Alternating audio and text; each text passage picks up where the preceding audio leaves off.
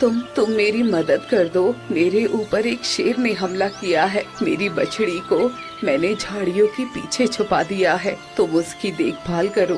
भगवान तुम्हारा भला करेगा। कभी कोई तकलीफ नहीं होगी। तुम तो बोलती हो, तुम कोई साधारण गाय नहीं लगती। मैं साधारण गाय नहीं हूँ। मुझे वरदान मिला है कि मैं कुछ इंसानों से बातें कर सकती हूँ और सिर्फ जो नेक इंसान होगा वही मेरी भाषा समझ सकेगा। यानी कि तुम मेरी भाषा समझ रहे हो तो दिल के तुम बहुत नेक इंसान हो। मुझ पर एक एहसान करो, मेरी बछड़ी को ले जाओ और उसकी देखभाल करो। तुम्हारी बछड़ी वो ठीक तो है ना? हाँ, वो ठीक है, पर शेर किसी भी वक्त उसे मार देगा। मुझ पर रहम करो और मेरे बच्चे को अपने साथ ले जाओ। ठीक है, मैं तुम्हें वचन देता हूँ कि तुम्हारे बच्चे को भी मैं अपने बच्चों की तरह पालूंगा। तभी झाड़ियों से एक छोटा बछड़ा बाहर आता है। तभी गाय की मृत्यु हो जाती है। नहीं माँ, तू मुझे छोड़कर नहीं जा सकती। माँ उठो ना, मेरा अब देखभाल कौन करेगा? शांत हो जा बेटी, अब तुम्हारी माँ इस दुनिया में नहीं रही। अब से हम तीनों हमेशा एक परिवार बनकर रहेंगे। पर मेरी माँ मुझे छोड़कर नहीं जा सकती।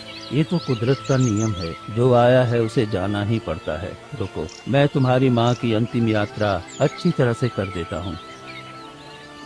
रघु मिट्टी खोदकर गाय को दफनाता है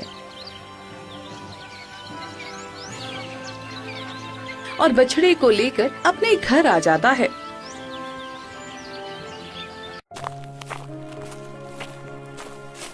पिताजी, पिताजी, आपके आने में इतना वक्त कैसे लग गया? आप ठीक तो है ना?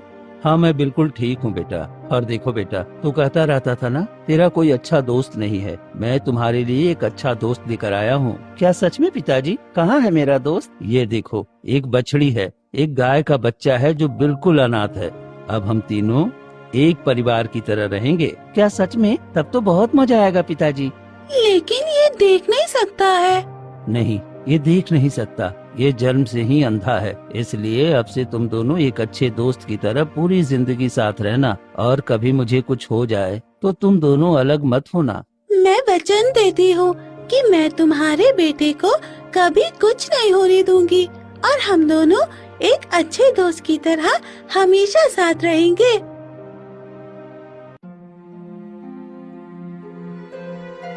दिन रात की मेहनत से धीरे धीरे समय बीतता है और देखते ही देखते 10 साल बीत जाते हैं।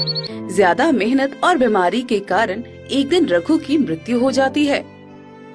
पिताजी, पिताजी क्या हो गया? आप कुछ बोल क्यों नहीं रहे हैं? गौरी, पिताजी को क्या हो गया? ये कुछ बोल क्यों नहीं रहे हैं? गोपाल पिता की मृत्यु हो गई है। अब वो कभी बोल नहीं पाएंगे। वो हमें छोड़कर चले गए हैं।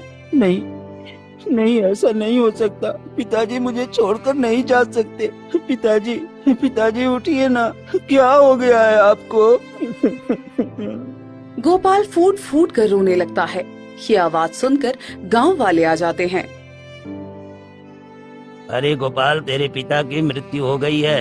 अरे अब क्या होगा इस बेचारे अंधे का? अब तो इसका दुनिया में कोई नहीं है। कैसे ये अपने पिता का अंतिम संस्कार करेगा? हाँ, तुम ठीक कहते हो भाई। अरे जब से ये पैदा हुआ है, एक तो अंधा पैदा हुआ, ऊपर से इस बेचारे को इतना परेशानी और इतना काम करना पड़ा कि देखो, वक्त से पहले ही चला गया। अब पता नहीं इस अंधे का क्या होगा। हाँ हाँ, लगता है यही अपशगुन है। जन्म लेते लेते अपनी माँ को खा गया और देखो अब अपने पिता को भी खा गया। ऐसे अपशगुन को तो हमारे गाँव में भी नहीं होना चाहिए। आप लोग ये कैसी बातें कर रहे हो? मेरे पिताजी की मृत्यु हो गई है और आप लोग अभी भी उल्टी सीधी बातें कर रहे हो। चले जाओ यहाँ से। अगर मेरे गम में शामिल नहीं हो सकते तो कम से कम मुझे ताना मत मारो, ये ठीक नहीं है। अरे इसकी अकड़ तो देखो, एक तो ये अंधा है और ऊपर से इसकी हालत इतनी कमजोर है। अरे अब तो संभल कर बात किया कर। एक तू और एक ये तेरा गाय, तुम दोनों क्या कर लोगे? पूरे गाँव में तो भूखे मरोगे। सभी गांव वाले वहाँ से चले जाते हैं। गोपाल, अपना दिल छोटा मत करो। गांव वाले तो ताने देते हैं। मैं तुम्हारी जिम्मेदारी उठाऊंगी। तुम्हें कुछ भी नहीं होने दूंगी। तुम्हारे पिता को वचन दिया था, उन्होंने मुझे अपना समझा, तो मैं तुम्हारा सहारा बनूंगी। तुम्हारी अच्छी तरह देखभाल करूंगी।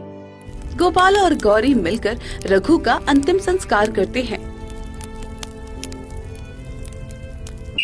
कुछ दिन बीतते हैं।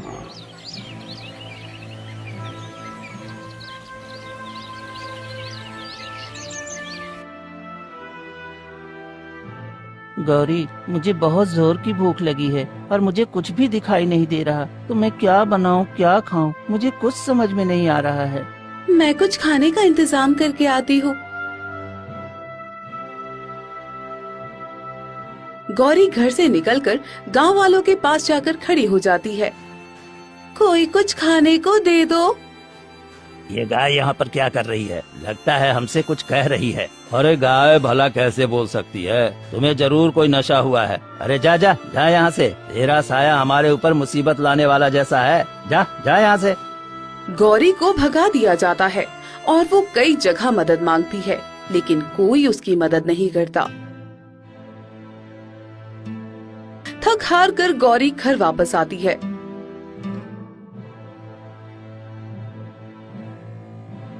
क्या हुआ गौरी, कहीं कुछ खाने का इंतजाम हुआ क्या? मैंने गांव वालों से मदद मांगी, पर कोई मेरी बात नहीं समझता, क्योंकि किसी के दिल में दया और प्रेम है ही नहीं। सब छल कपट से भरे हुए हैं। ये मेरी भाषा सिर्फ तुम और तुम्हारे पिता ही समझते थे, और कोई नहीं। दिन बीतते हैं और दोनों की हालत दिन ब दिन खराब होती जाती है।